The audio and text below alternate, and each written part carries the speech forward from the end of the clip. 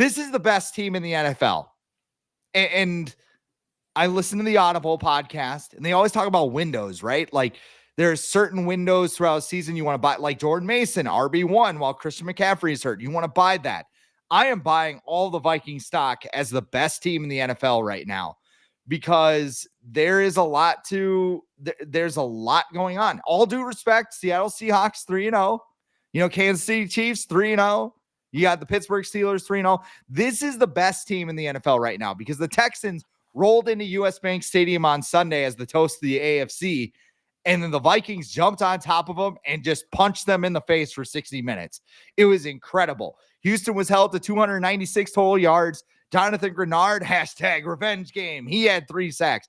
#revenge game. Camus Groiger. Like, we were sitting here on Friday just like, oh my God, Ivan Pace is out. What's going to happen?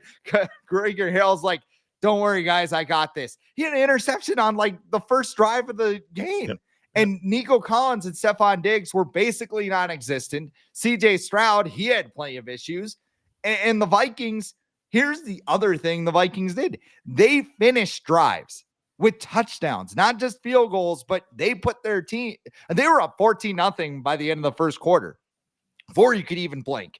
And in that atmosphere, the Vikings running game too, we'll talk about that in a moment, but it's the best it's been since Mike Zimmer was fired. When I look at what the Vikings have done this season, yeah, you go to New York and you beat Daniel Jones, who actually has looked competent the last 2 weeks because he's like, I have Malik Neighbors on my team. I should throw him but former Viking legend Malik Neighbors, by the way, almost was a Viking. Oh man, imagine they would have drafted Malik. Justin Jefferson is going to ask for a trade if Kirk Cousins is gone, by the way. He seems okay with Sam Darnold. But they won. You're just getting it all. It's just like it is just a word vomit coming out on the show right now. But I mean, they win in New York, which isn't an easy place to play, by the way. They beat a 49ers team who was down Christian McCaffrey, but they had most of their guys. And then they dominated a Texans team that everybody was drooling over coming into Sunday. And then look at the rest of the league too. The greatest show on turf, Clint Kubiak. Yeah. Didn't look so great against the Philadelphia Eagles. The Bucs went and got smoked by Bo Nix yesterday. That was unexpected. The Seahawks have played New England, Denver, and Miami down Tua Tagovailoa, who, hey, I didn't hear no bell ring, but that's another conversation. And then give me the Vikings offense over Pitt's offense, because I just explained to you, this isn't even their final form. Like, we don't need the refs or Kirk Cousins to win games either, like another team down in Kansas City. Yes, you have the greatest quarterback ever, but bring Steve Spagnuolo's defense, bring your bank robbing Chiefs fans, bring all of your Swifties, your millions and millions of Swifties watching Taylor's boyfriend do absolutely nothing in the first 3 weeks. This is the best team in the NFL, and I am ready to die on that hill right now. Maybe next week, maybe I'm sitting here in a different position next week, but this looks like the best team in the NFL. Yeah, I don't think you can really argue against it. I've seen some people still be like, "Oh, the Lions are the best team in the NFC," and it's like, no, they're not. The Vikings are the most complete team. I think you mentioned all those other undefeated teams. The Vikings offense is good. The Vikings defense is good. The Vikings special teams is good. Their kicker just hit a 58-yard field goal yesterday. I don't think he's missed a field goal yet this year. Yeah, acknowledge him. Yeah, I was going to have the exact same take before I saw your overreaction. So we are on the same page. They are the best team in the NFL after 3 weeks. Now, a lot can change. There's still 14 games left to go. And I think a lot of people are waiting kind of for, the floor to cave in for the Vikings.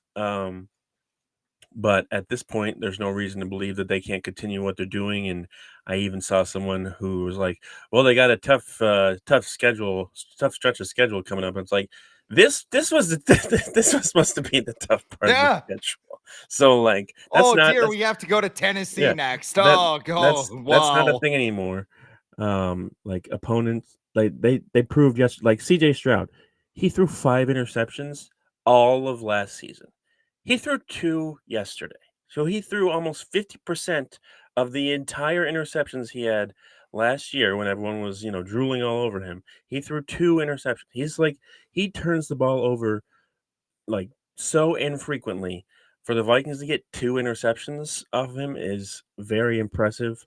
They were clearly trying to get Diggs the ball. I think he had 10 catches for, like, 90 yards yesterday. But yeah, that the defense is just I think the defense is farther ahead than the offense right now. But that's because they've had more guys that have just been in that system for over a year now, and they know what to do, and they're just clicking on, all cylinders. But yeah, I think if you put if the Vikings are in a neutral setting, let's say I don't know, the Cardinals Stadium, and they have to play, maybe the best good about their chances at this point in the season. But like I said, there's still a lot of season to go. Things could change. But yeah, I right now, I like. What is the argument that they're not the best team in the NFL? Like because Sam Darnold is the quarterback? Oh, you mean the guy who's leading the league in touchdown passes and passer rating? That guy? Like because they can't run the ball? Oh, you mean Aaron Jones, who had over 149 total yards yesterday? Like, because their defense isn't good? No, it looks like they're leading the league in sacks, 16 sacks. No, it must be their kicker. Nope, he's made all his kicks, and he makes them from 55 plus. So, How far would he have made that from? right, Like, because did it you hit see at the how middle far of the up that crossbar. was? Yeah, And granted, yeah, it hit the post and went in, but whatever, it went in. 70, So probably yeah, 70. yeah, I saw somebody say 80. I was like, that's a little far. whatever. That But couple Coors and we Lights haven't at even US mentioned Bank the Stadium adds a coach, little Kevin something to it. O'Connell. Like, I've seen a lot of people be like, he's in the running for coach of the year, and it's like, yeah,